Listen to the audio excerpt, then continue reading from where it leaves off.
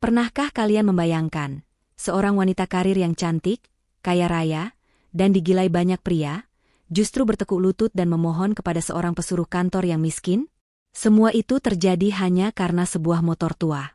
Ya, demi menghidupkan kembali peninggalan ayahnya, sang CEO cantik ini bernazar akan menikahi siapapun pria yang bisa membuat mesin motor itu menyala kembali, meskipun pria itu hanyalah seorang office boy. Bagaimana kisah cinta tak terduga yang penuh intrik, air mata, dan keajaiban ini bermula? Simak ceritanya sampai habis. Namun sebelum kita masuk ke ceritanya, jangan lupa untuk tekan tombol subscribe, like, dan tulis pendapat kalian di kolom komentar agar channel Ken Arok Productions ini semakin berkembang. Saya doakan bagi teman-teman yang sudah subscribe dan like video ini, semoga Allah melimpahkan rezeki yang deras seperti air mengalir, diberikan kesehatan yang paripurna, keberkahan dalam setiap langkah, dan kebahagiaan yang abadi bersama keluarga tercinta. Amin ya Rabbal Alamin. Coba tulis, amin, di kolom komentar dan tulis juga dari kota mana kalian berasal, agar kita bisa saling mendoakan. Insya Allah doa yang tulus akan dikabulkan oleh Tuhan semesta alam. Baiklah, mari kita mulai ceritanya. Malam itu, langit Jakarta seolah turut merasakan kesedihan yang mendalam. Hujan deras mengguyur kawasan elit SCBD, menciptakan dinding air yang memburamkan pemandangan gedung-gedung pencakar langit. Di balik kaca besar sebuah ruang pameran mobil mewah bernama Nusantara Motors, seorang wanita berdiri mematung. Dia adalah Alifa, pewaris tunggal perusahaan otomotif raksasa ini. Namun, sorot matanya kosong, menatap nanar ke arah tengah lobi yang luas dan dingin itu. Di sana, di atas podium marmer yang megah, terparkir sebuah benda yang sangat kontras dengan deretan mobil mewah modern di sekelilingnya. Sebuah motor besar klasik, Harley Davidson WLA buatan tahun 1942. Cat hijaunya sudah memudar, besinya tak lagi berkilau, namun aura kegagahan masa lalu masih terasa kuat. Bagi orang lain, itu mungkin hanya rongsokan tua. Tapi bagi Alifa, motor itu adalah nyawa. Itu adalah motor kesayangan mendiang ayahnya, pendiri perusahaan ini, yang baru saja meninggal dunia 1 minggu yang lalu. Alifa melangkah pelan mendekati motor itu. Suara langkah hak tinggi sepatunya menggema, memecah kesunyian ruangan yang sudah ditinggalkan para karyawan. Jemari lentiknya menyentuh tangki bensin yang dingin. Ada rasa sesak yang menghimpit dadanya. Besok adalah hari penentuan. Rapat umum pemegang saham akan digelar, dan paman-pamannya yang serakah sudah memberikan ultimatum yang kejam. Mereka menganggap Alifa terlalu muda dan lemah untuk memimpin. Mereka menjadikan motor tua ini sebagai simbol. Jika motor ikonik yang menjadi maskot perusahaan ini tidak bisa menyala besok pagi, mereka akan menganggap roh perusahaan telah mati, dan itu artinya Alifa harus turun dari jabatannya. Pak, kenapa Papa tinggalkan Alifa sendirian di tengah serigala-serigala ini? Bisik Alifa lirih, suaranya bergetar menahan tangis. Dia mencoba menaiki motor besar itu, seolah mencari sisa-sisa kehangatan pelukan ayahnya. Namun yang ia rasakan hanyalah besi dingin yang membeku. Sudah puluhan mekanik terbaik di Jakarta didatangkan, tapi tak ada satupun yang bisa membuat mesin tua ini berdetak kembali. Motor ini mati total, sama seperti matinya harapan di hati Alifa. Ponsel di saku blazernya bergetar, menampilkan nama Iwan, manajer penjualan yang juga berambisi merebut posisinya. Alifa mengabaikannya. Dia tahu Iwan hanya akan menawarkan bantuan palsu dengan syarat-syarat yang menjijikan. Alifa kembali menatap mesin motor itu dengan putus asa. Ayolah, menyala untukku, sekali ini saja, pinta Alifa pada benda mati itu. Dia mencoba menghentak tuas starter dengan kakinya yang gemetar karena lelah. Sekali, 2 kali, 3 kali. Hening. Hanya suara hujan yang semakin deras menghantam kaca jendela, seakan mengejek ketidakberdayanya. Malam semakin larut, dan Alifa merasa dirinya benar-benar sendirian di dunia ini, tanpa menyadari bahwa takdir sedang menyiapkan kejutan besar untuknya esok hari.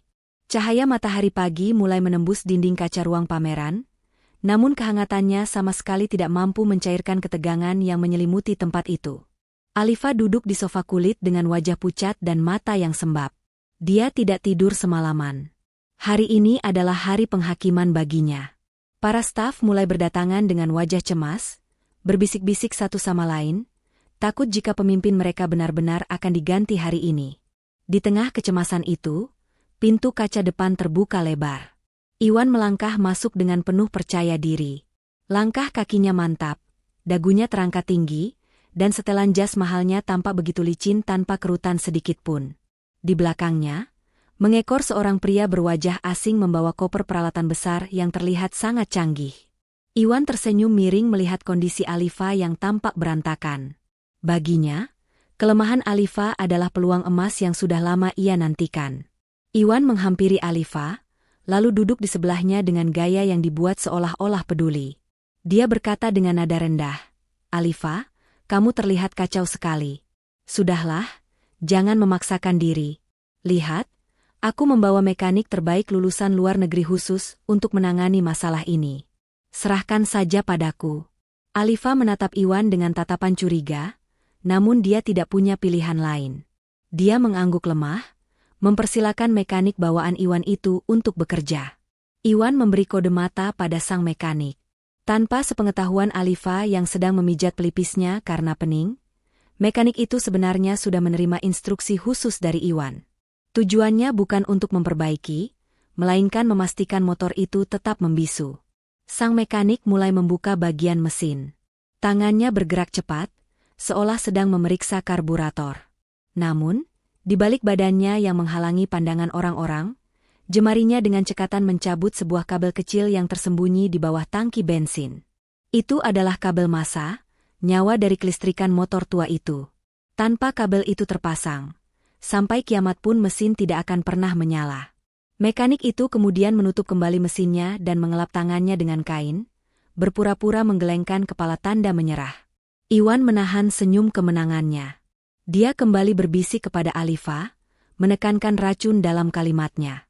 Dia berkata, "Lihat kan, mekanik internasional saja menyerah. Motor ini sudah jadi rongsokan, sama seperti masa depanmu di sini kalau kamu sendirian. Menikahlah denganku, Alifa. Dengan begitu, posisi kita akan aman di mata para pemegang saham. Aku akan melindungimu." Alifa merasakan perutnya mual mendengar tawaran itu. Dia tahu Iwan tidak menginginkan dirinya, melainkan kursi kekuasaan yang didudukinya. Namun, melihat motor ayahnya yang kini divonis mati total, benteng pertahanan Alifa perlahan mulai runtuh. Dia merasa terjebak dalam lubang yang sangat dalam tanpa ada tali untuk memanjat keluar. Sementara itu, jarum jam terus berputar, mendekati waktu rapat dimulai.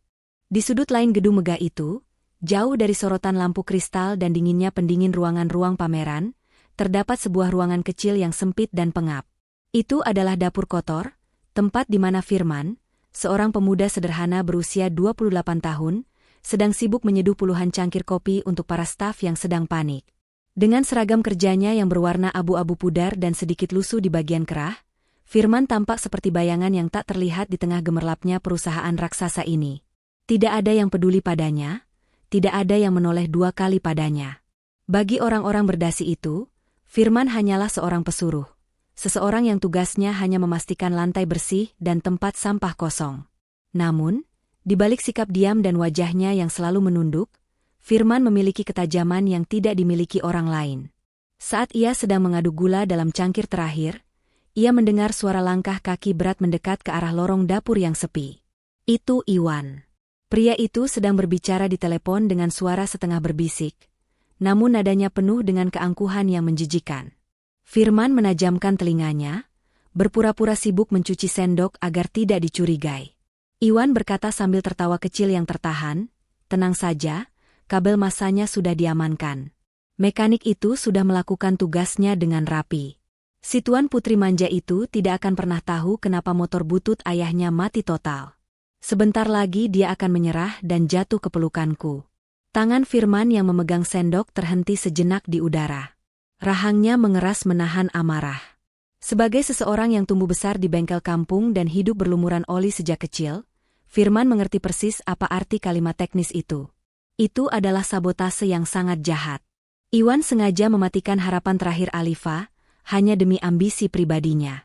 Ingin rasanya Firman berteriak saat itu juga untuk membongkar kelicikan Iwan, tapi ia sadar posisi dirinya.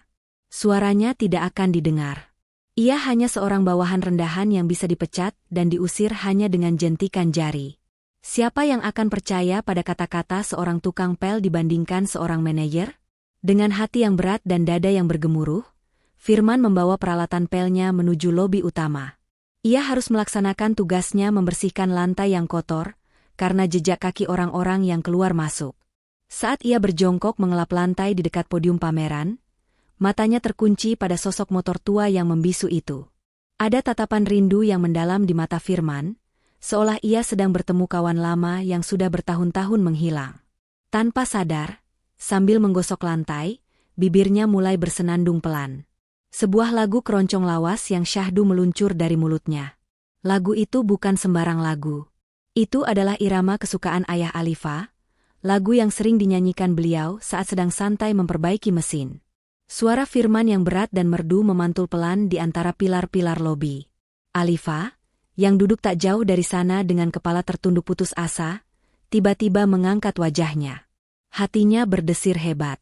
Irama itu, nada itu, seakan membawanya kembali ke masa kecil dalam gendongan ayahnya. Ia menoleh cepat ke kanan dan ke kiri, mencari sumber suara yang begitu familiar itu.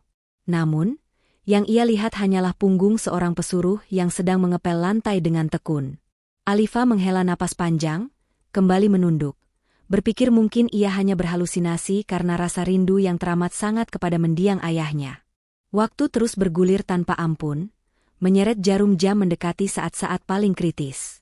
Suasana di ruang tunggu semakin gerah, seolah oksigen di sana menipis tersedot oleh kepanikan para karyawan. Alifa, yang kepalanya terasa mau pecah karena tekanan yang bertubi-tubi, memutuskan untuk berjalan sebentar mencari udara segar.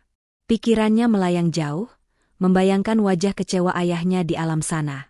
Dia berjalan tanpa melihat arah, langkahnya gontai dan tatapannya kosong. Tepat di tikungan koridor menuju lobi, musibah kecil itu terjadi. Firman sedang berjalan tergesa-gesa membawa nampan berisi sisa gelas kopi kotor dari ruang rapat. Karena Alifa berjalan sambil menunduk memijat pelipisnya, tabrakan pun tak terhindarkan. Nampan di tangan Firman bergoyang hebat, dan sisa cairan kopi hitam yang pekat tumpah membasahi sepatu hak tinggi Alifa yang berharga puluhan juta rupiah itu. Belum sempat Alifa bereaksi atau Firman meminta maaf, Iwan tiba-tiba muncul entah dari mana. Dengan kasar, dia mendorong bahu Firman hingga tubuh kurus pemuda itu terhuyung dan jatuh tersungkur ke lantai keras. Nampan dan gelas-gelas pecah berserakan di sekitar Firman, menciptakan suara gaduh yang memancing perhatian semua orang. Iwan membentak dengan suara lantang yang menggema di seluruh ruangan. Dia berkata, "Heh, dasar rendahan. Mata kamu ditaruh di mana? Kamu tahu berapa harga sepatu itu? Gaji kamu seumur hidup jadi tukang bersih-bersih di sini tidak akan cukup buat ganti rugi. Dasar tidak berguna." Firman tidak membalas sepatah kata pun. Dia hanya menunduk dalam-dalam, menyembunyikan rahangnya yang mengeras menahan malu. Dengan sigap, dia bangkit berlutut di hadapan Alifa. Tangannya yang kasar merogoh saku celana, mengeluarkan sebuah sapu tangan kain yang meski terlihat kusam dan tua, namun sangat bersih. Dengan hati-hati dan penuh hormat, Firman mulai membersihkan noda kopi di sepatu mewah Alifa. Saat tangan Firman yang hangat dan kasar menyentuh pergelangan kaki Alifa untuk membersihkan noda itu, Alifa merasakan sengatan listrik aneh yang menjalar ke sekujur tubuhnya. Seharusnya dia marah. Seharusnya dia jijik disentuh oleh bawahan yang baru saja mengotori sepatunya. Tapi anehnya, Alifa justru terdiam kaku. Dia melihat ketulusan yang luar biasa dari cara Firman membersihkan sepatunya. Tidak ada rasa takut yang berlebihan, hanya rasa tanggung jawab dan kesopanan yang tulus. Iwan yang melihat Alifa hanya diam, semakin menjadi-jadi. Dia menendang pelan kaki Firman dan menyuruhnya pergi. Dia berkata, "Sudah, pergi sana. Bikin sakit mata saja. Biar nanti saya panggilkan orang lain buat bersihkan kekacauan kamu. Awas kalau kejadian lagi, saya pastikan kamu angkat kaki dari gedung ini detik ini juga."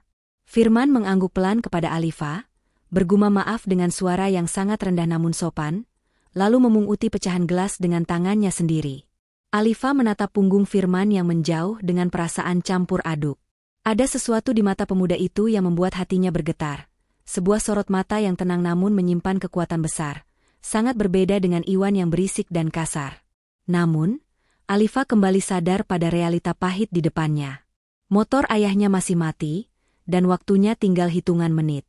Detik-detik yang paling menakutkan itu akhirnya tiba juga. Di tengah ruangan yang kini dipadati oleh para pemegang saham berwajah masam, mekanik sewaan Iwan akhirnya berdiri tegak.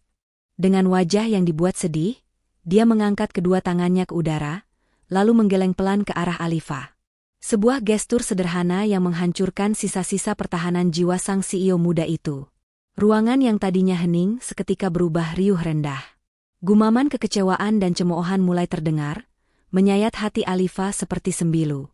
Iwan tidak membuang waktu. Dia langsung melancarkan serangan terakhirnya. Dengan senyum penuh kemenangan yang disembunyikan di balik wajah prihatin palsu, dia berbisik kepada Alifa, menekankan bahwa permainan sudah berakhir. Dia berkata, "Sudahlah Alifa. Lihat, tidak ada harapan lagi. Tanda tangani saja surat pengunduran diri itu, dan menikahlah denganku. Biar aku yang mengurus kekacauan ini." Darah Alifa mendidih. Dia merasa terpojok, dikhianati, dan sendirian di tengah kerumunan serigala yang siap menerkamnya. Air mata yang sejak tadi dia tahan akhirnya lolos juga, membasahi pipinya yang halus. Dia menatap motor tua ayahnya dengan pandangan kabur. Motor itu bukan sekadar mesin.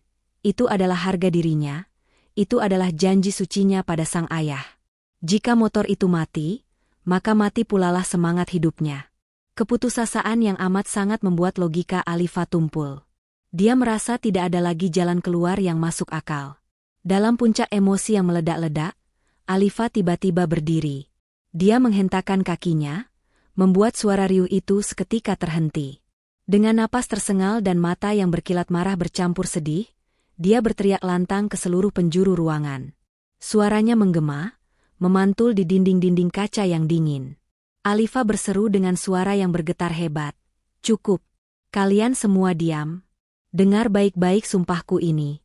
Siapapun orangnya di ruangan ini, tidak peduli siapa dia, dari mana asalnya, atau apa jabatannya. Jika ada satu orang laki-laki yang bisa membuat motor kesayangan papa ini menyala detik ini juga, aku bersumpah demi nama Tuhan dan demi arwah papaku, aku akan menikahinya.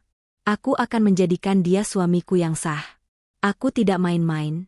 Pernyataan itu meledak seperti bom atom. Semua orang ternganga. Para pemegang saham saling pandang dengan tatapan tak percaya. Iwan mematung di tempatnya, senyum liciknya lenyap seketika, digantikan oleh wajah pucat pasi. Dia tidak menyangka Alifa akan senekat itu mempertaruhkan hidup dan masa depannya hanya demi sebuah motor tua. Keheningan yang mencekam kembali menyelimuti ruangan, menunggu apakah ada keajaiban yang berani menjawab tantangan gila itu. Suasana hening seketika menyergap ruangan besar itu, seolah-olah waktu berhenti berputar. Ucapan Alifa yang meledak-ledak tadi masih menggantung di udara, menyisakan gema yang membuat bulu kuduk merinding. Para pemegang saham saling berpandangan dengan mulut terkunci, tidak percaya bahwa seorang CEO terhormat baru saja mempertaruhkan hidupnya dalam sebuah perjudian yang konyol. Keheningan itu akhirnya pecah oleh suara tawa Iwan yang terdengar sumbang dan meremehkan. Pria itu menggelengkan kepalanya sambil melangkah maju, berusaha mengambil kendali situasi. Dia berkata dengan nada mengejek, Alifa, kamu benar-benar sudah kehilangan akal sehatmu karena depresi. Mana mungkin ada orang di sini yang bisa, sedangkan mekanik ahli saja menyerah? Sudahlah, hentikan drama memalukan ini." Namun, di tengah tawa Iwan yang diikuti oleh senyum sinis beberapa kolega, sebuah pergerakan kecil terjadi di sudut ruangan yang remang. Dari balik pilar besar, sebuah tangan teracung ke udara dengan ragu namun pasti. Tangan itu tidak memakai jam tangan mewah ataupun cincin emas. Itu adalah tangan kasar pekerja keras yang masih memegang kain pel basah. Suara bariton yang tenang namun tegas membelah kerumunan orang-orang berdasi itu.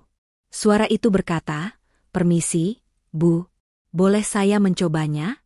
Semua kepala sontak menoleh ke arah sumber suara.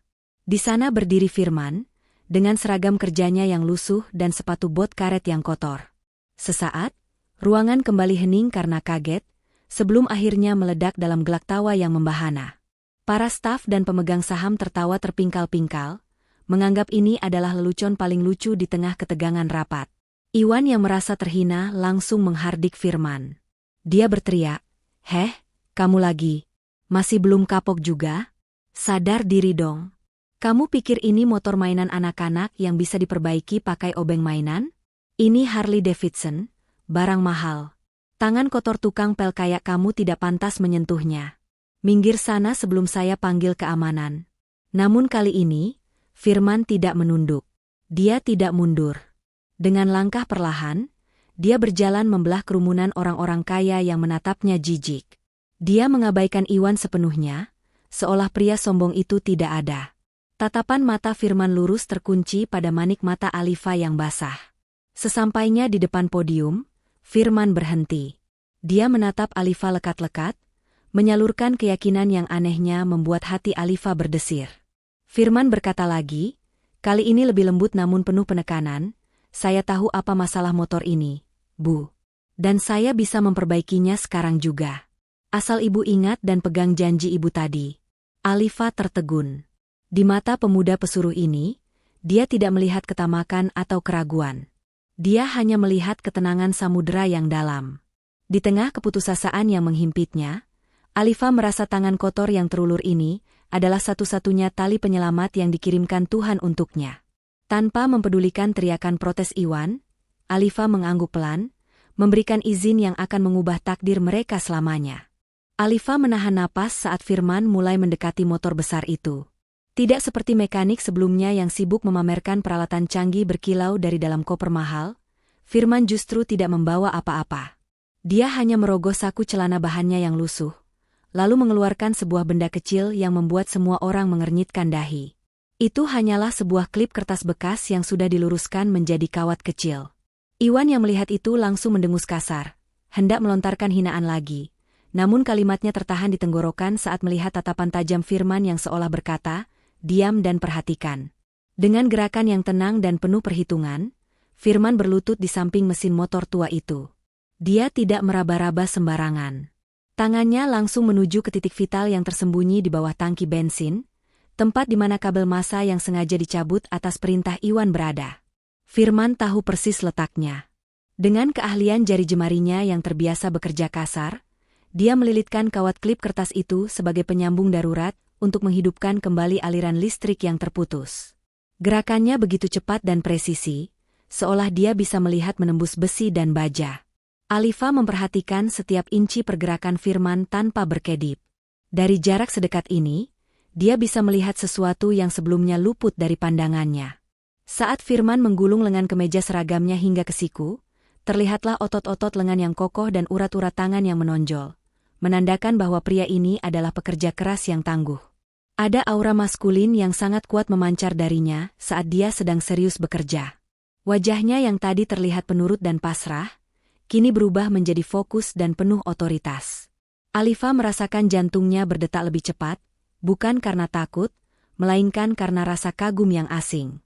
Setelah selesai dengan urusan kabel, Firman bangkit berdiri. Dia mengambil gagang obeng kecil yang tergeletak di meja dekat situ. Bukannya memutar baut, dia justru melakukan hal aneh. Dia mengetuk-ngetuk dinding karburator sebanyak 3 kali dengan ritme tertentu. Itu adalah trik lawas para mekanik tua untuk melancarkan aliran bensin yang mungkin mengendap karena lama tidak dinyalakan. Iwan tertawa mengejek melihat tingkah itu, menganggapnya seperti dukun yang sedang membaca mantra. Namun Firman tidak peduli.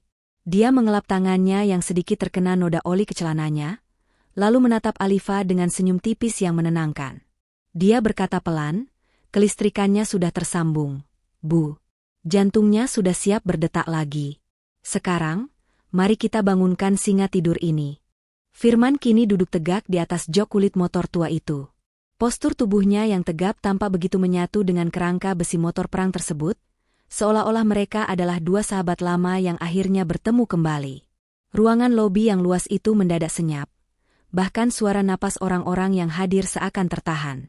Semua mata tertuju pada kaki kanan Firman yang sudah bersiap di atas tuas engkol atau kickstarter. Menghidupkan motor klasik sebesar ini bukan perkara mudah, bukan sekadar mengandalkan kekuatan otot, melainkan membutuhkan feeling dan teknik yang presisi untuk menemukan titik kompresi yang pas. Dengan tatapan fokus ke depan, Firman mulai mengayunkan kakinya. Percobaan pertama, mesin hanya mendesah berat, belum ada tanda-tanda kehidupan. Terdengar samar suara dengusan mengejek dari Iwan, dan beberapa staf penjilatnya. Mereka sudah siap untuk tertawa dan menendang Firman keluar. Namun, Firman tidak goyah sedikit pun. Dia menarik napas dalam, mengatur ritme jantungnya, lalu kembali menghentak tuas itu dengan tenaga penuh yang terukur. Mesin batuk sekali, mengeluarkan asap hitam tipis dari knalpot, lalu mati lagi. Ketegangan memuncak. Alifa meremas jemarinya sendiri hingga memutih, bibirnya komat-kamit memanjatkan doa. Dan pada percobaan ketiga, Firman mengerahkan seluruh jiwanya. Tiba-tiba, suara ledakan keras menggelegar memenuhi seluruh gedung. Raungan mesin 750cc itu menyala garang, memecahkan keheningan dengan irama stasioner yang khas dan bertenaga. Getaran mesin itu terasa merambat hingga ke lantai marmer, membuat kaca-kaca jendela bergetar halus. Asap putih tipis mengepul, membawa aroma bensin yang terbakar, aroma yang bagi Alifa adalah wangi surga, wangi kenangan ayahnya. Semua orang terlonjak kaget. Iwan yang tadinya berdiri angkuh, kini mundur beberapa langkah dengan wajah seputih kertas. Matanya terbelalak horor, seakan melihat hantu. Dia tidak percaya rencana sabotase sempurnanya bisa dihancurkan hanya dengan sepotong kawat kecil oleh seorang office boy. Para pemegang saham yang tadi mencemooh, kini ternganga kagum, tidak bisa menyangkal fakta bahwa motor itu hidup kembali dengan gagah perkasa.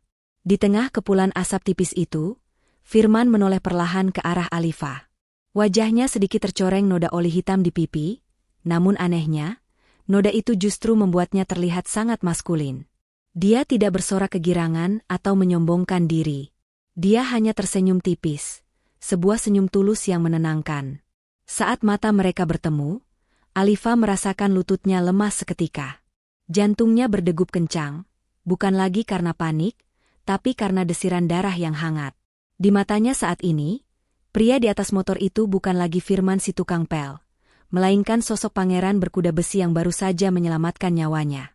Alifa sadar, dia telah jatuh, sejatuh-jatuhnya pada pesona pria sederhana itu.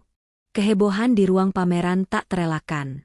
Suara tepuk tangan, kilatan kamera ponsel para karyawan, dan tatapan penuh tanya mengiringi langkah Alifa yang dengan cepat menarik tangan Firman keluar dari kerumunan. Tanpa banyak bicara, Alifa membawa pria itu masuk ke dalam mobil sport pribadinya, meninggalkan Iwan yang masih terpaku dengan wajah merah pada menahan malu dan amarah. Mobil melesat membelah kemacetan Jakarta menuju kawasan elit Senopati, tempat di mana Alifa tinggal di sebuah penthouse mewah yang menjulang tinggi di atas awan. Sesampainya di dalam hunian yang luas namun terasa dingin dan sepi itu, Alifa langsung menyodorkan sebuah map dokumen di atas meja marmer. Napasnya masih memburu, campuran antara adrenalin dan kecemasan akan masa depannya. Dia menatap Firman yang berdiri canggung di dekat pintu, tampak kontras dengan kemewahan ruangan yang dipenuhi perabot impor itu. Firman masih mengenakan seragam kerjanya yang bernoda oli, namun sikapnya tetap tenang, tidak terlihat terintimidasi sedikitpun oleh kekayaan di sekelilingnya. Alifa berkata dengan nada tegas, berusaha menutupi kegugupannya. Dia berkata, dengar baik-baik, Firman. Aku adalah wanita yang selalu memegang janji. Karena kamu sudah menyelamatkan wajahku dan perusahaan hari ini, aku akan menepati sumpahku. Tapi ingat, ini hanya pernikahan di atas kertas. Kita akan menikah secara kontrak selama 6 bulan. Tugasmu sederhana, cukup berpura-pura menjadi suami yang sepadan untukku di depan publik dan investor. Setelah 6 bulan dan posisiku aman, kita bercerai baik-baik. Kamu akan mendapatkan pesangon yang cukup untuk hidup mewah di kampungmu. Tanda tangani ini. Firman melangkah mendekat, mengambil kertas perjanjian itu dan membacanya sekilas. Wajahnya datar, tidak ada binar mata ketamakan saat melihat nominal angka fantastis yang ditawarkan Alifa.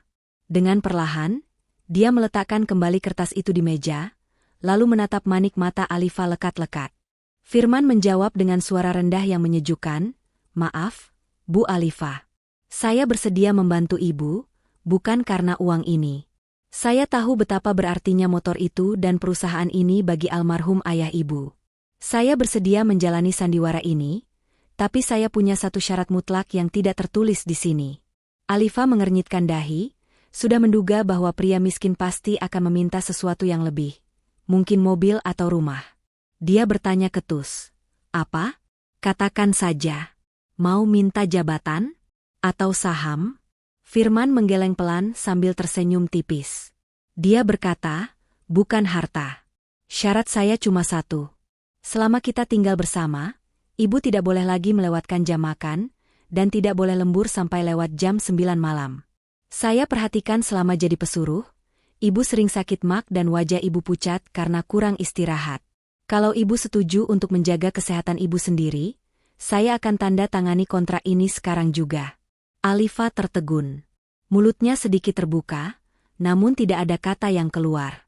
Dia sudah menyiapkan diri untuk bernegosiasi soal uang, namun dia sama sekali tidak siap menghadapi perhatian yang begitu tulus dan sederhana. Seumur hidupnya dikelilingi pria kaya, belum pernah ada yang peduli apakah dia sudah makan atau belum. Hatinya berdesir aneh, ada rasa hangat yang menjalar di dadanya. Dengan wajah yang sedikit merona merah karena salah tingkah, Alifa memalingkan wajahnya dan mengangguk pelan, menyetujui syarat aneh dari calon suami kontraknya itu. Pagi pertama sebagai pasangan suami istri kontrak dimulai dengan kekacauan yang tak terduga. Matahari baru saja mengintip malu-malu di ufuk timur, namun dapur mewah di penthouse Alifa sudah menyerupai medan perang. Alifa, yang terbiasa memimpin ratusan karyawan dengan telunjuknya, kini berdiri panik di depan pemanggang roti yang mengeluarkan asap hitam pekat. Niat hati ingin menunjukkan wibawa sebagai pemilik rumah dengan membuat sarapan ala barat, yang terjadi justru alarm kebakaran di langit-langit berbunyi nyaring, memekakan telinga dan membuat suasana pagi yang tenang menjadi hiruk-pikuk. Alifa berlarian ke sana kemari membawa serbet, mencoba mengusir asap sambil menjerit kesal karena suara alarm yang tak kunjung berhenti.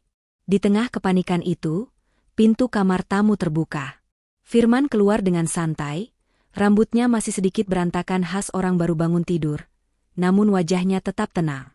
Tanpa banyak bicara, dia mengambil kursi, menaikinya, dan mematikan alarm itu dengan sekali tekan.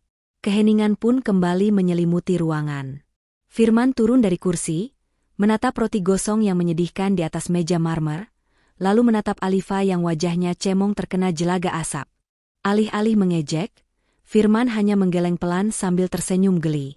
Dia menyingsingkan lengan bajunya dan berjalan menuju kulkas. Dia berkata dengan nada santai, Bu Alifa duduk saja di meja makan. Biar urusan dapur saya yang pegang. Kalau ibu yang masak, saya takut kita tidak jadi sarapan tapi malah panggil pemadam kebakaran. Alifa ingin memprotes karena gengsi, tapi perutnya berbunyi nyaring mengkhianati harga dirinya. Dia akhirnya duduk cemberut di kursi makan, memperhatikan punggung Firman yang sibuk di dapurnya. Firman tidak membuat menu yang rumit. Dia hanya mengambil nasi sisa semalam, beberapa butir bawang merah, bawang putih, cabai, dan telur. Tangannya begitu luas memainkan pisau dan wajan, seolah-olah dia sedang menari. Suara tumisan bumbu yang mendesis di atas wajan panas, segera menyebarkan aroma sedap yang menggugah selera, menggantikan bau hangus roti tadi. Aroma nasi goreng kampung yang khas dengan sedikit terasi menyeruak memenuhi ruangan, membuat air liur Alifa menumpuk. Hanya dalam 10 menit, 2 piring nasi goreng kampung dengan telur mata sapi setengah matang tersaji panas di meja. Uapnya mengepul, membawa wangi yang memabukkan. Firman duduk di hadapan Alifa dan mempersilakan majikannya itu makan. Alifa melirik piring itu dengan ragu, masih ingin mempertahankan image berkelasnya. Dia berkata ketus, saya sebenarnya tidak biasa makan makanan berat pagi-pagi begini. Tapi karena kamu sudah masak, saya hargai usaha kamu. Suapan pertama masuk ke mulut Alifa. Matanya seketika membulat sempurna. Rasa gurih, pedas, dan manis berpadu harmonis di lidahnya. Ini jauh lebih enak daripada makanan hotel bintang 5 langganannya. Tanpa sadar, Alifa menyendok suapan kedua, ketiga, dan seterusnya dengan lahap. Firman hanya menopang dagu, menatap istrinya makan dengan senyum puas. Firman bertanya menggoda, bagaimana Bu? Enak?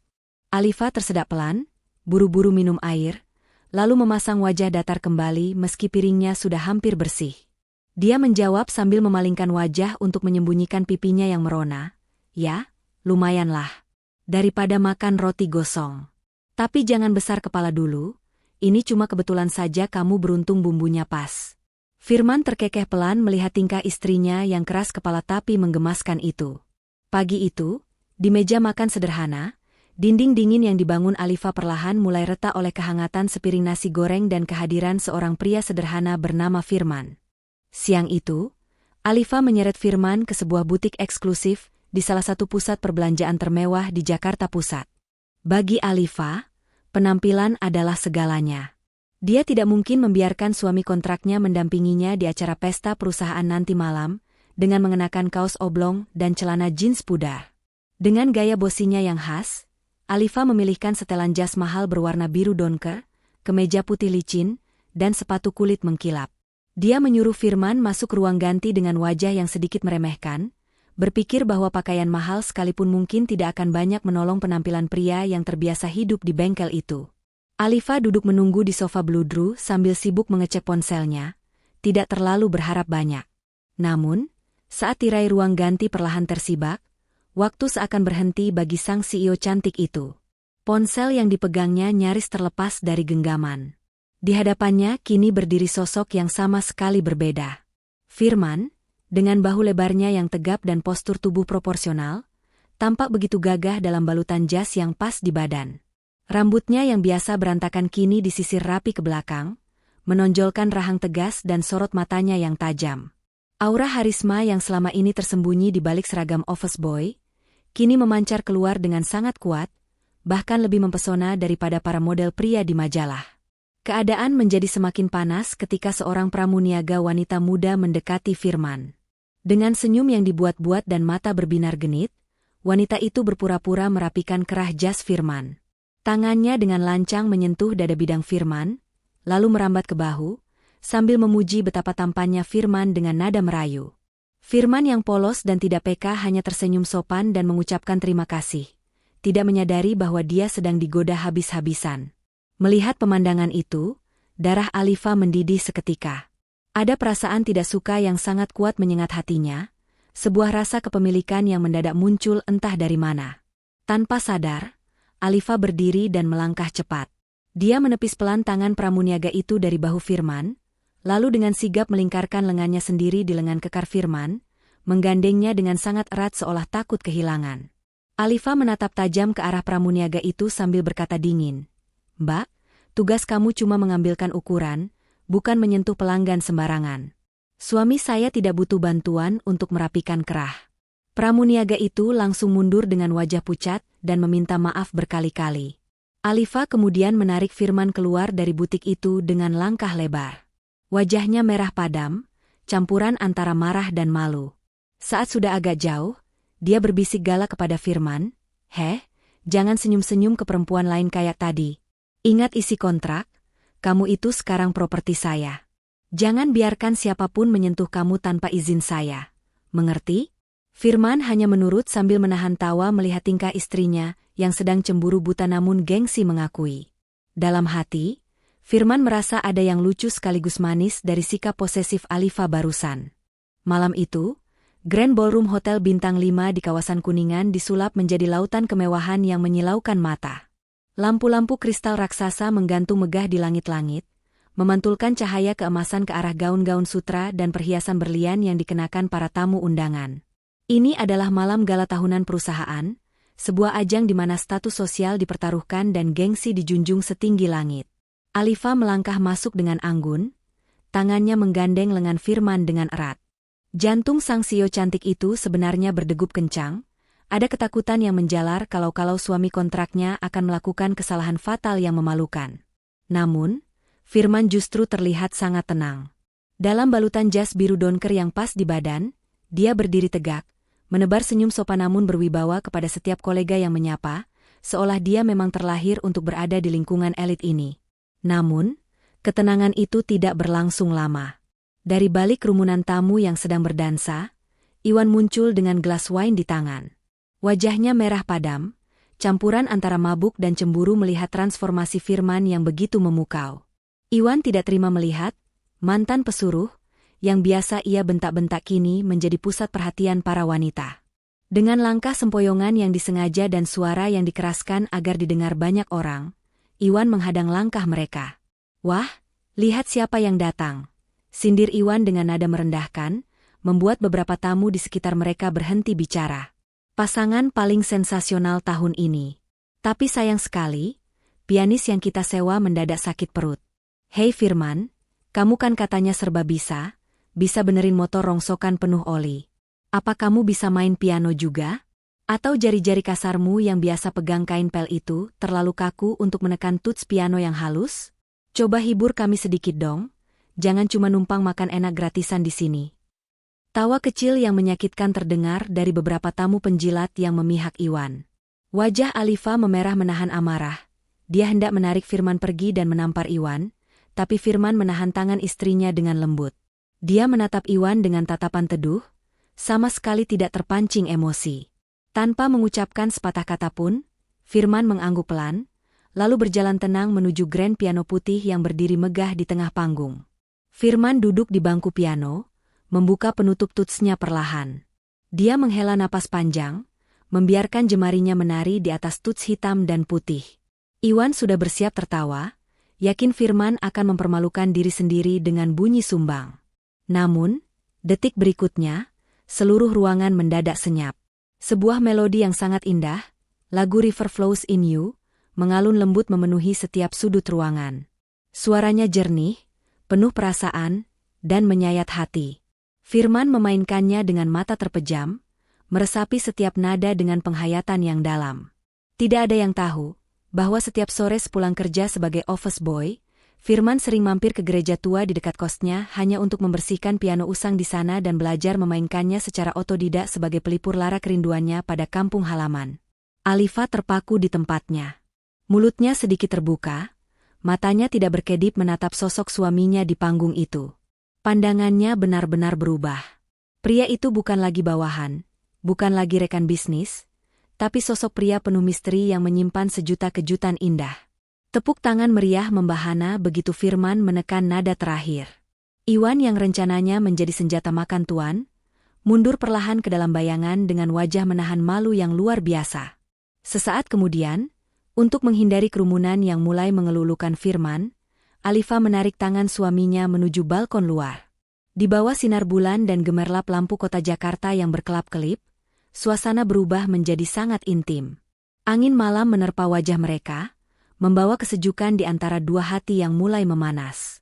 Alifa menatap mata Firman lekat-lekat, jarak wajah mereka begitu dekat hingga hembusan napas hangat terasa di kulit. Ada dorongan kuat di hati Alifa untuk menutup jarak itu, melupakan gengsi dan kontrak konyol mereka. Firman pun menatap bibir Alifa, seolah terhipnotis oleh kecantikan istrinya malam itu. Namun, tepat di detik-detik yang menentukan di mana bibir mereka nyaris bersentuhan, sebuah suara nyaring memecah keheningan romantis itu. Kukuruyuk. Petok, petok, petok. Ponsel di saku jas mahal Firman berdering dengan nada suara ayam jago berkokok yang sangat kencang. Suara khas pedesaan itu terdengar sangat kontras dan konyol di balkon hotel mewah bintang 5. Firman tersentak kaget, mundur dengan canggung sambil merogoh sakunya dengan panik. Wajahnya pucat pasi. Waduh, emak telepon dari kampung. Bisik Firman panik. Maaf ya Bu Alifa, saya harus angkat. Kalau nggak diangkat nanti emak kepikiran, takut sapinya lepas atau gimana. Alifa hanya bisa menghela napas panjang, memijat keningnya yang mendadak pening, sambil menatap langit malam. Momen magis yang hampir terjadi itu, hancur berkeping-keping gara-gara suara ayam berkokok. Kebahagiaan yang baru saja tumbuh seumur jagung itu, sayangnya harus segera menghadapi badai topan yang dahsyat. Iwan, yang merasa harga dirinya diinjak-injak setelah kejadian memalukan di pesta semalam, tidak tinggal diam. Dendam kesumat kini membakar hatinya, mengubahnya menjadi sosok yang nekat dan menghalalkan segala cara. Dia sadar, jika dia tidak bertindak cepat, posisi dan kekuasaannya di perusahaan akan segera tergeser oleh pesona Firman yang semakin kuat. Maka, disusunlah sebuah rencana busuk yang sangat rapi dan sistematis. Sebuah jebakan yang dirancang khusus untuk menghancurkan kepercayaan Alifa sampai ke akar-akarnya. Siang itu, saat kantor sedang sepi karena jam istirahat, Iwan memanfaatkan akses khususnya sebagai manajer senior. Dengan langkah pelan dan mata yang waspada menengok kanan-kiri, dia menyelinap masuk ke ruang server data keuangan perusahaan. Tangannya yang berkeringat dingin karena gugup bercampur jahat, mulai menari di atas keyboard komputer. Dia memanipulasi data digital dengan keahlian liciknya, memindahkan sejumlah besar uang perusahaan ke sebuah rekening bank lama yang sudah tidak aktif. Rekening itu atas nama Firman. Iwan mendapatkan nomor rekening itu dengan cara mencuri data dari berkas lamaran kerja Firman yang tersimpan di gudang arsip HRD. Setelah transaksi palsu itu berhasil tercatat di sistem, Iwan tersenyum puas. Perangkap tikus telah terpasang sempurna. Sore harinya, saat langit Jakarta mulai mendung, Iwan mengetuk pintu ruangan Alifa. Wajahnya diset sedemikian rupa agar terlihat sangat prihatin, sedih, dan penuh drama, seolah dia adalah pembawa kabar duka. Di tangannya, dia mencengkeram sebuah map merah tebal. Tanpa banyak basa-basi, Iwan meletakkan map itu di hadapan Alifa dengan gerakan yang dramatis. "Alifa, maafkan aku," ucap Iwan dengan suara yang dibuat bergetar, seolah dia berat hati menyampaikannya. "Aku tahu kamu mulai menyukai dia. Aku lihat tatapanmu semalam. Tapi sebagai sahabat almarhum ayahmu dan satu-satunya orang yang peduli padamu di sini, aku tidak bisa membiarkan kamu tertipu lebih jauh. Lihat ini, suami kontrakmu yang polos itu ternyata ular berbisa yang sangat rakus." Alifa membuka map itu dengan tangan yang mulai gemetar. Jantungnya serasa berhenti berdetak saat melihat lembaran bukti transfer. Di sana tertera jelas, uang ratusan juta rupiah mengalir keluar dari kas perusahaan menuju rekening atas nama Firman. Tanggal transaksinya baru saja tercatat kemarin siang. Napas Alifa tercekat di tenggorokan. Bayangan senyum tulus Firman, nasi goreng kampung buatannya, dan melodi piano yang indah semalam, seketika hancur berkeping-keping dihantam fakta mengerikan di atas kertas itu. Iwan tidak membiarkan Alifa berpikir jernih. Dia terus membisikkan racun ke telinga Alifa, memprovokasi dengan kata-kata yang tajam menusuk. "Sadarlah, Alifa. Dia itu cuma mantan office boy yang hidup pas-pasan." Dikasih kesempatan sedikit, naluri serakahnya langsung keluar. "Dia mendekatimu bukan karena cinta, tapi karena ingin mengeruk hartamu pelan-pelan sebelum kontraknya habis. Dia itu penipu ulung yang berlindung di balik wajah lugu. Jangan sampai kamu menyesal seumur hidup karena memelihara pencuri di rumahmu sendiri." Hati Alifa, yang memang memiliki trauma mendalam akan pengkhianatan di masa lalu, langsung terbakar amarah yang meluap-luap. Logikanya tumpul tertutup kabut emosi. Dia merasa bodoh, merasa dipermainkan, dan merasa sangat naif karena sempat membuka hatinya untuk seorang bawahan. Tanpa mengecek kebenaran data itu ke pihak bank, Alifa langsung menekan tombol intercom, memanggil keamanan dengan suara bergetar menahan tangis kemarahan. Iwan mundur selangkah ke sudut ruangan, menyembunyikan senyum kemenangan yang licik di balik wajah sedih palsunya. Pintu ruangan Alifa terbuka dengan kasar sebelum Firman sempat mengetuknya. Dia dipanggil mendadak oleh petugas keamanan dengan alasan darurat, dan wajahnya masih menyeratkan kebingungan yang polos. Namun, belum sempat dia bertanya ada masalah apa, sebuah map tebal melayang deras ke arahnya. Map itu menghantam dada bidang Firman dengan keras, membuat isinya berhamburan berantakan memenuhi lantai marmer yang dingin. Di hadapannya, Alifa berdiri dengan napas memburu. Wajah cantiknya yang biasa anggun kini berubah menakutkan, matanya merah menyala menahan air mata amarah yang siap tumpah. Tatapannya bukan lagi tatapan manja seperti saat meminta dibonceng motor keliling komplek, melainkan tatapan benci yang menusuk hingga ke tulang sumsum. "Cukup sandiwaranya, Firman. Hentikan akting wajah lugu kamu itu," teriak Alifa histeris, suaranya pecah memenuhi seisi ruangan yang kedap suara itu. "Aku benar-benar bodoh karena sempat berpikir kamu berbeda. Ternyata kamu sama saja seperti tikus-tikus berdasi lainnya yang cuma mau mengeruk uangku. Kamu mendekatiku, berpura-pura baik, masak nasi goreng, main piano, semua itu cuma trik murahan kan? Ambil uang haram hasil curianmu itu dan pergi dari hidupku sekarang juga. Aku jijik melihat mukamu." Firman tertegun.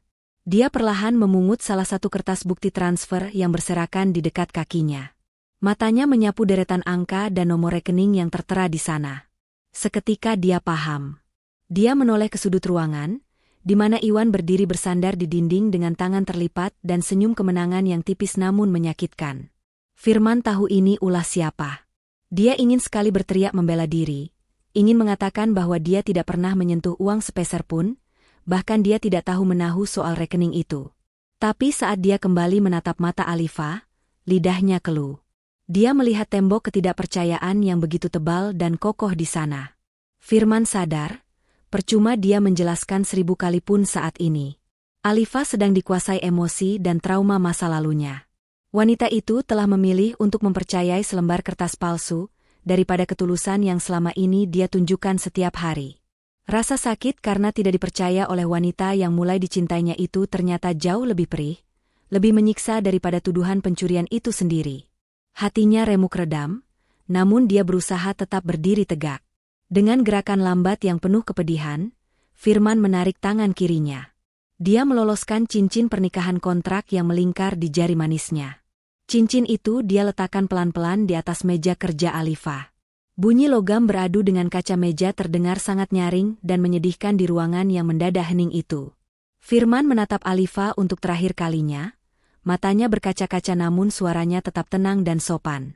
Suatu hari nanti ibu akan tahu siapa yang tulus mencintai ibu dan siapa musuh dalam selimut.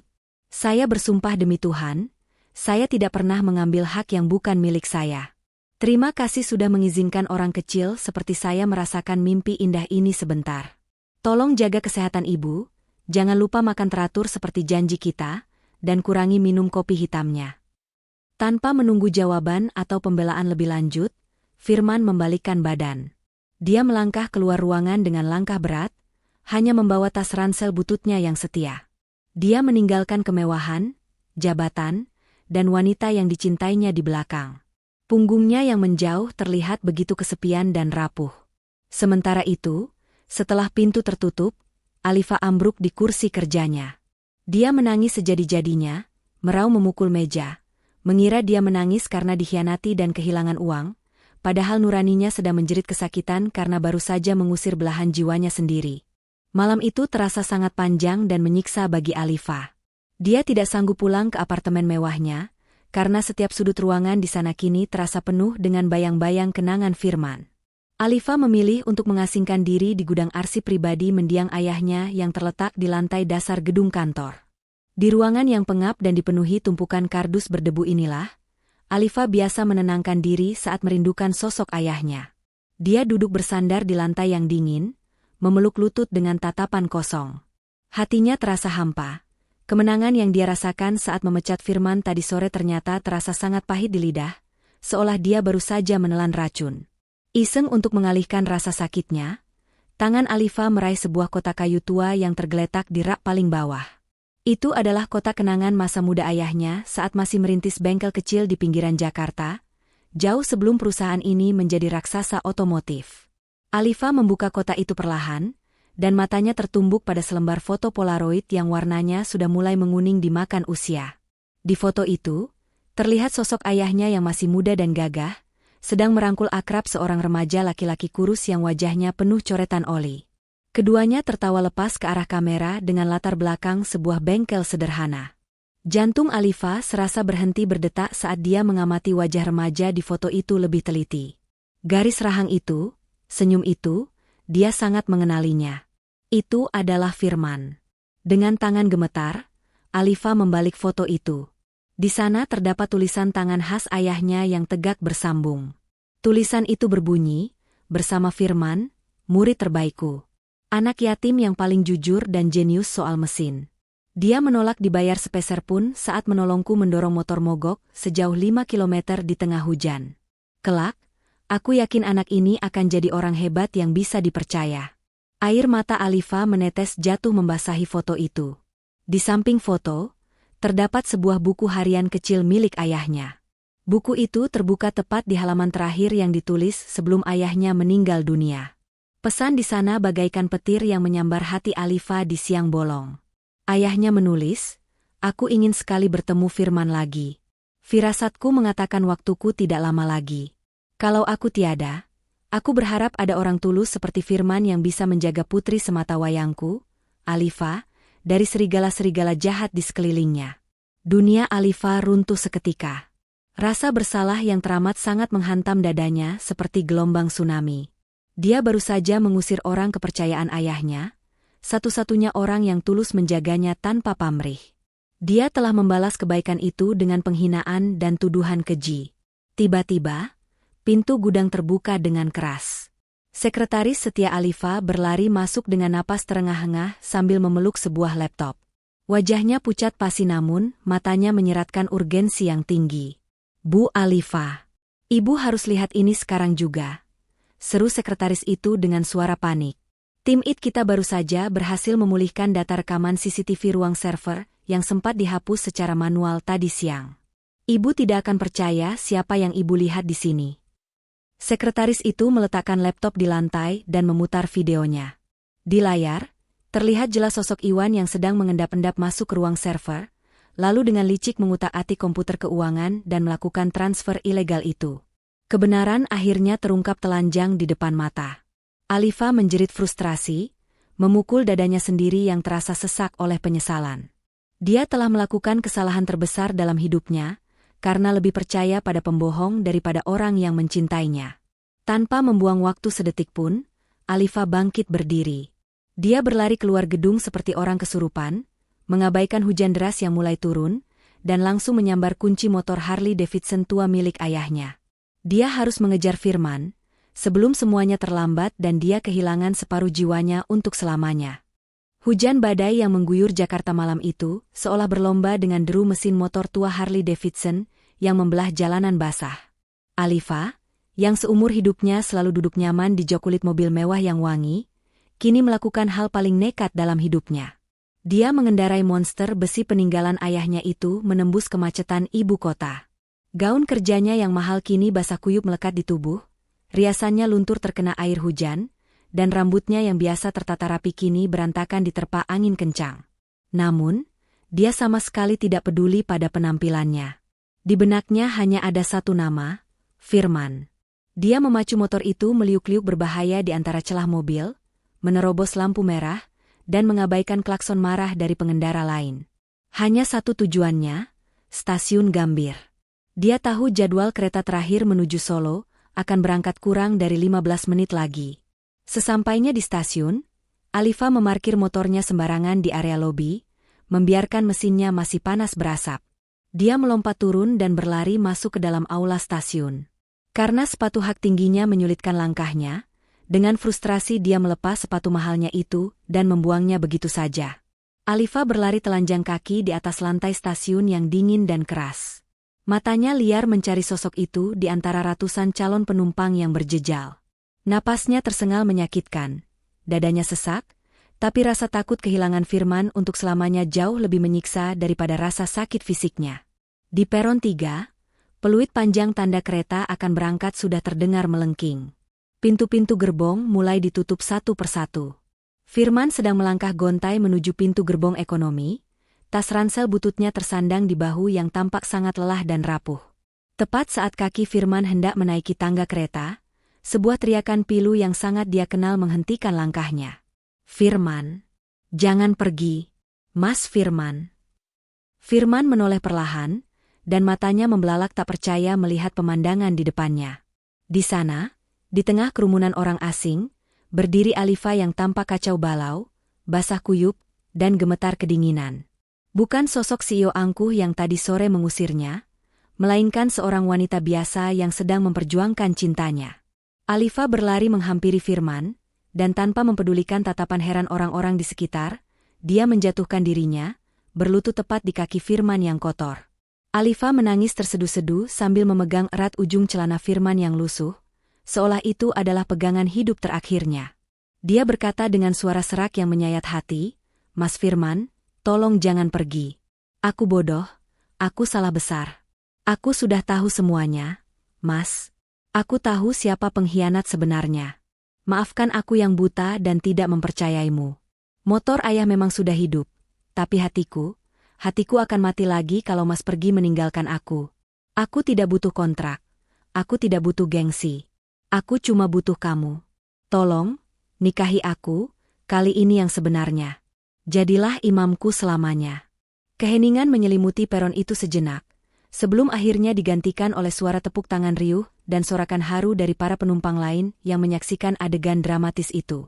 Firman, dengan mata yang juga berkaca-kaca menahan tangis, segera membungkuk dan menarik Alifa ke dalam pelukannya.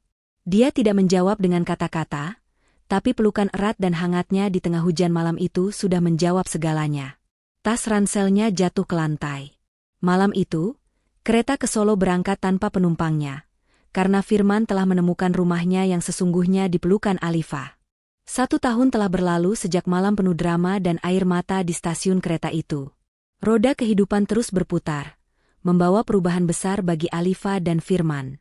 Kehidupan mereka kini jauh dari kesan dingin dan kaku seperti dulu. Apartemen penthouse mewah di kawasan elit yang dulu menjadi sarang kesepian Alifa sudah lama dijual. Sebagai gantinya, mereka kini menempati sebuah rumah yang asri dengan halaman rumput luas di pinggiran Jakarta Selatan. Rumah itu mungkin tidak semegah tempat tinggal Alifa sebelumnya, namun di setiap sudutnya terpancar kehangatan keluarga. Tidak ada lagi lampu kristal yang menyilaukan, yang ada hanyalah bingkai-bingkai foto pernikahan mereka yang penuh tawa dan aroma masakan rumahan yang selalu menggugah selera setiap pagi. Karir Firman pun melesat, bukan karena nepotisme, melainkan karena kemampuan aslinya yang memang luar biasa. Dia tidak lagi mengenakan seragam office boy berwarna abu-abu lusuh. Kini, Firman menjabat sebagai kepala divisi teknik di Nusantara Motors. Di bawah tangan dinginnya, kualitas layanan bengkel perusahaan meningkat pesat. Para mekanik dan karyawan sangat menghormatinya, bukan karena dia suami pemilik perusahaan, tapi karena Firman adalah pemimpin yang rendah hati, yang tidak ragu untuk menggulung lengan kemejanya dan ikut kotor terkena oli saat memecahkan masalah mesin yang rumit. Namun, setinggi apapun jabatannya di kantor, saat kakinya melangkah masuk rumah, dia kembali menjadi sosok suami yang sederhana, sabar, dan sangat memanjakan istrinya.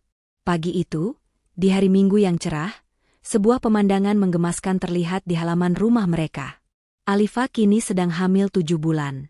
Perutnya yang membuncit lucu membuatnya terlihat semakin cantik dan keibuan.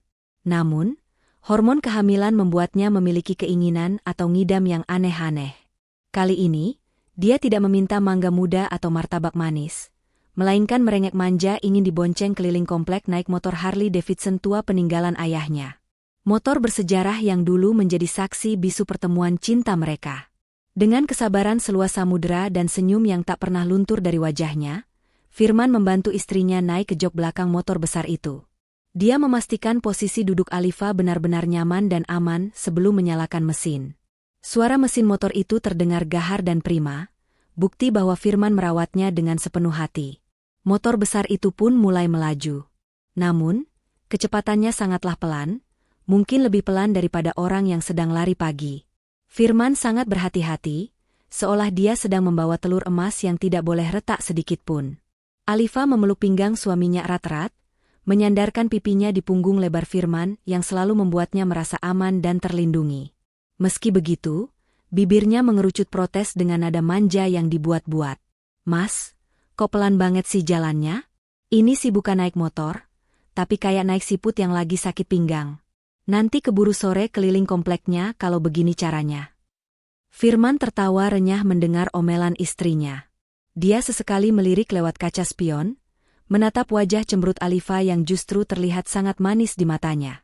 Dia menjawab dengan suara lembut namun tegas, "Biarin saja kayak siput, sayang. Yang penting ratuku dan calon jagoan kecil kita aman sentosa. Aku tidak mau ada satu lubang kecil pun di jalan yang bikin kamu kaget. Kita nikmati saja waktunya pelan-pelan, kan kita punya waktu seumur hidup untuk jalan-jalan berdua." Mendengar jawaban itu, hati Alifa meleleh. Dia tersenyum bahagia, matanya terpejam menikmati hembusan angin pagi yang sejuk dan aroma tubuh suaminya yang menenangkan. Di atas motor tua yang berisik itu, Alifa akhirnya menyadari makna kebahagiaan yang sesungguhnya. Kebahagiaan itu bukanlah tentang jabatan CEO yang mentereng, bukan tentang koleksi mobil sport di garasi, atau pesta-pesta mewah yang hampa. Kebahagiaan sejati itu ada di sini, di momen sederhana ini, dibonceng dengan penuh kasih sayang oleh mantan office boy yang kini telah menjadi raja di hatinya. Dan begitulah kisah cinta mereka, yang dimulai dari sebuah tantangan konyol di showroom mobil, berakhir menjadi dongeng terindah yang akan terus mereka ceritakan pada anak cucu mereka kelak. Nah Sobat Ken Arok Productions, itulah tadi akhir kisah romantis yang penuh liku antara Alifa dan Firman. Bagaimana menurut kalian? Cerita ini mengajarkan kita bahwa cinta yang tulus tidak pernah memandang kasta, harta, atau jabatan. Dan terkadang, jodoh terbaik itu berada sangat dekat dengan kita, namun kita seringkali terlambat menyadarinya. Apakah kalian setuju dengan pesan cerita ini? Atau kalian punya pengalaman serupa? Coba tulis pendapat dan cerita kalian di kolom komentar ya. Saya ingin membacanya. Jangan lupa untuk tekan tombol like jika kalian terhibur dengan cerita ini, dan bagikan video ini ke teman-teman atau pasangan kalian agar mereka juga bisa merasakan kehangatan dari kisah ini. Terima kasih sudah setia mendengarkan sampai akhir. Sampai jumpa di kisah-kisah menarik dan inspiratif selanjutnya. Salam hangat, sukses, dan bahagia selalu untuk kita semua.